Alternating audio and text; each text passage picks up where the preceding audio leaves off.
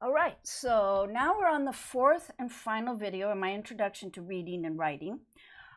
This one we're going to be talking about taking those tools of segmenting words or phonemic awareness, the ability to segment words into sounds, and then we're going to take the sounds of the letters and we're going to use them in two different ways. And we begin with encoding.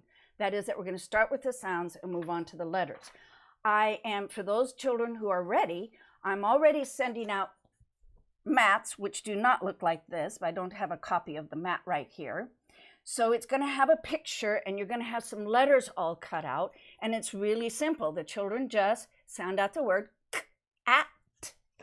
And I'm going to glue mine. I don't suggest you do that because you might want to redo. You're going to have various pictures, but they just get the letters and they make the word.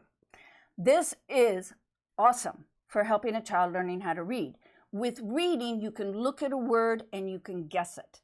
But when you're sounding out a word, you cannot guess. You really do have to sound it out. That forces the child into this new thinking of this new code, so to speak, or phonics, where the children's, where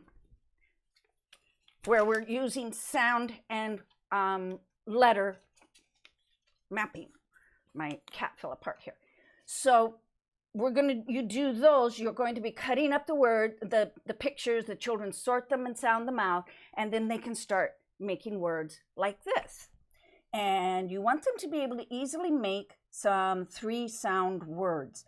This is something that after they've gotten here, you can start working on reading once they've done all 5 vowels, and I give explicit instructions with the materials.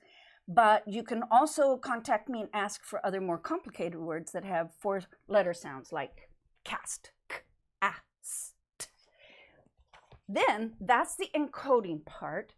And the other part is now that we've segmented the words and we've taken them apart, we're going to start blending them back together, doing exactly the opposite.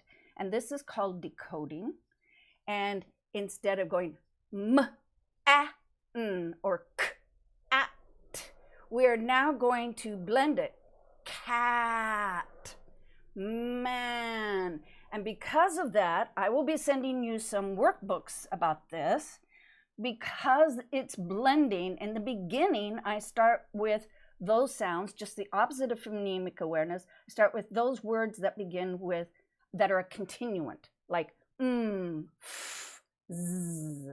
So here I have an example. Your workbook will not look quite like this, but the idea of this, and you'll see probably a little arrow under it, is to encourage your child to say, I'm doing this backward, ma, and then they do mat, mad, man, and then they go back again, and this time they are going to think up. They're going to draw a line from one to the other. And most of the pages are interactive.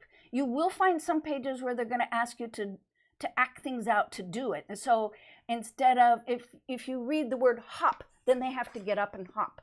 Or they can read it to you, and you have to get up and hop.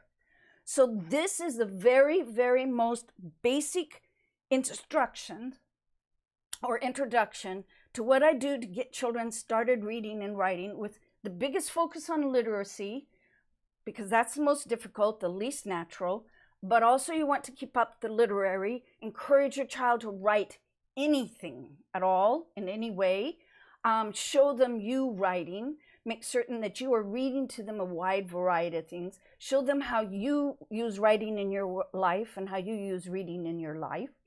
And I wish you all the best with this, and I'm so jealous because this is one of my favorite parts of this work, is to introduce your children to the pleasures of reading. Let me know if you have any questions.